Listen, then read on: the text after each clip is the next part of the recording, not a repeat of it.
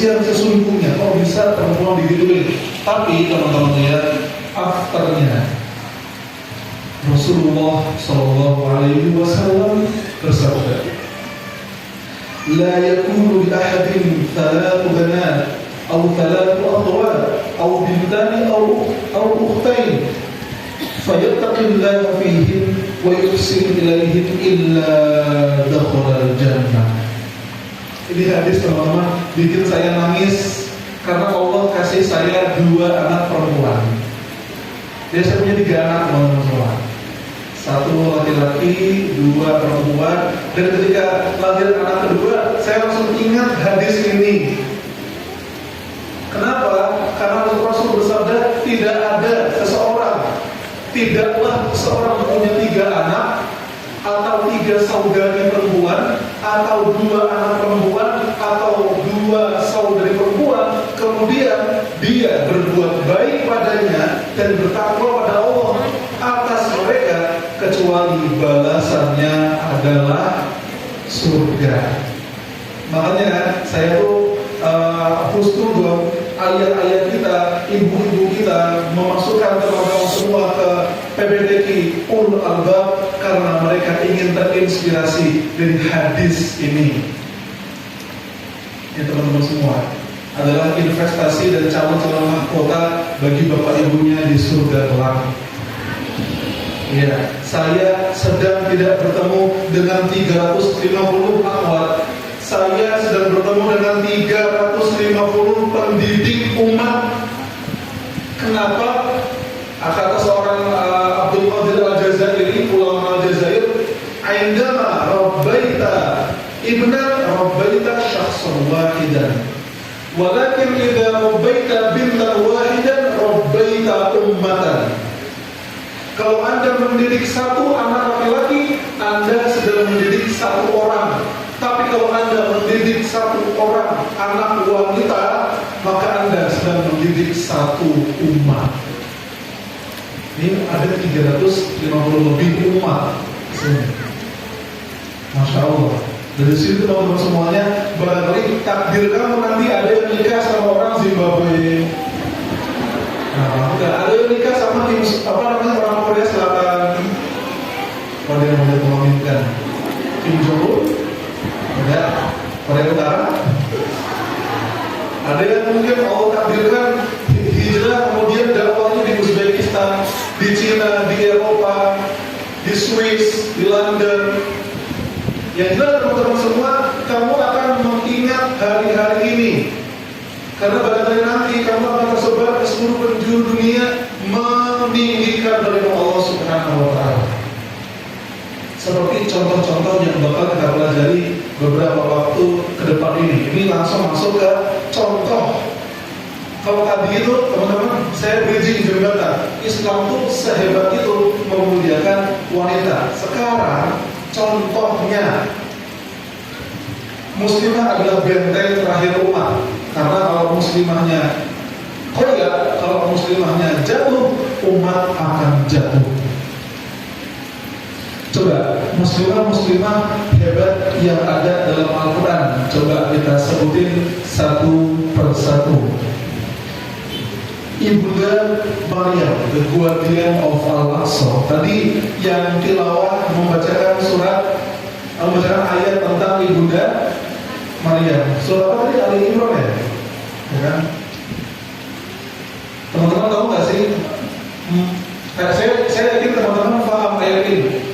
Ketika Ibunda Maryam itu hamil, apa kata Ibunda Maryam? Rabbi inni nadartu untha. Kemudian ketika melahirkan, teman-teman semuanya gimana?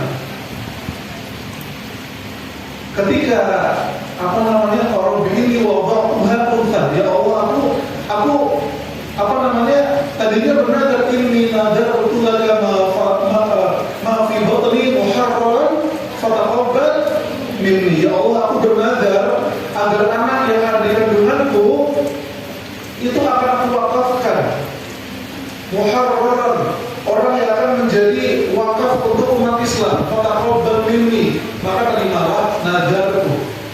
Tapi ketika lahir, Rabbi ini wada'uha unta. Ternyata yang lahir perempuan. Jadi gimana ya Allah sempat kayak gitu kan?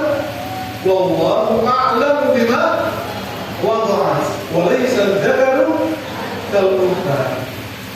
Allah lebih tahu. Seakan-akan begini, wahai Ibunda Maryam, kamu jangan mengira kalau anak yang lahir di perempuan dia nggak bisa berperan apa-apa. Jangan begitu. Karena Allah berfirman, wallahu a'lamu bima wada'at. Allah lebih tahu peran besar apa yang sedang Allah siapkan buat Ibunda Maryam. Wa laysa dzakaru kal unta.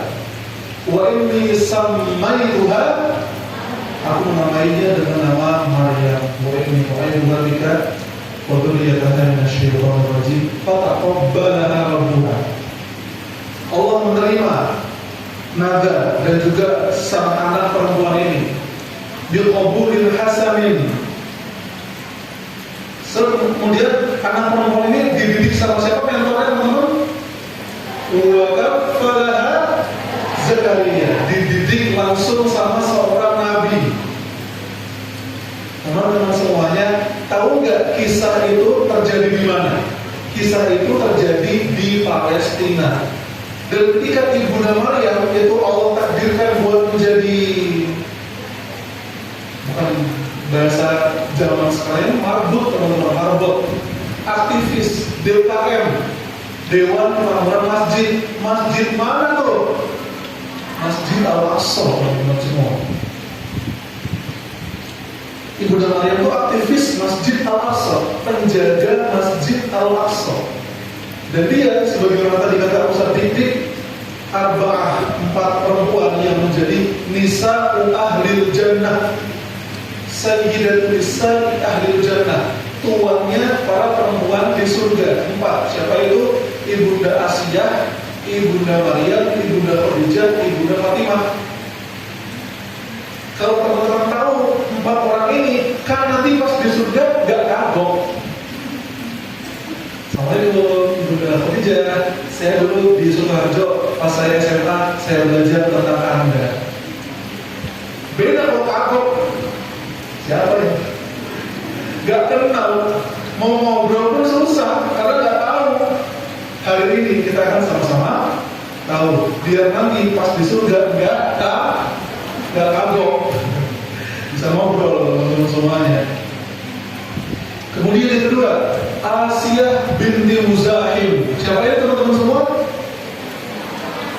Beliau adalah istrinya Fir'aun. Muslimah teman-teman semua. Kamu bayangin, saya belajar satu hal penting dari Ibunda Asiyah. Apa itu? Jangan banyak alasan. Bisa nggak nih? Terus saya tanya, bisa nggak kira-kira Ibunda Asiyah pas tahu bahwa kebenaran di bawah Nabi Musa, tapi Ibunda Asiyah bilang, waduh Nabi Musa, maaf, saya tuh pengen beriman, tapi suami saya Fir'aun. Kalau pakai logik orang-orang kayak zaman kita, oh ya udah, gimana lagi suaminya Fir'aun? Alasannya kuat gitu loh saya. Aku tuh gak bisa beriman soalnya bojoku Fir'aun. Nah aku yakin dia, aku beriman dia gitu loh. Kalau bojoku sopo gitu kan, orang yang gak terlalu apa, gak masalah nih. Bojoku itu disebutkan sama Allah dalam Al-Quran sebagai penjahat paling hebat gitu.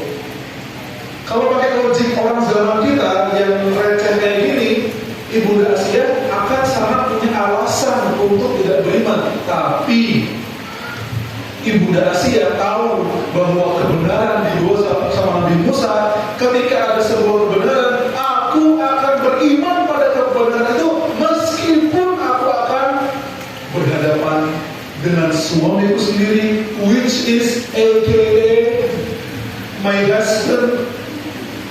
He was my lovely husband, but he became my worst enemy. Fir'aun yang berkata, Ana Rabbukumul A'la. Ustazah, ada yang sebelumnya bilang saya Tuhanmu yang paling tinggi? Tidak ada, tidak mungkin ada. nih, tapi suaminya Ibunda Asia omongannya bukan cuma merokok-rokok, bukan cuma gak mau sholat, omongannya akulah Tuhanmu yang paling tinggi. Merinding sendiri begitu dengarnya. Tapi Ibunda Asia tetap beriman kepada Allah. Hebat gak tuh? Bukan hebat, hebat bingit teman-teman. Dahsyat kehebatannya, benar-benar to the point, no excuse, gak ada alasan untuk membela kebenaran, gak ada alasan buat menunda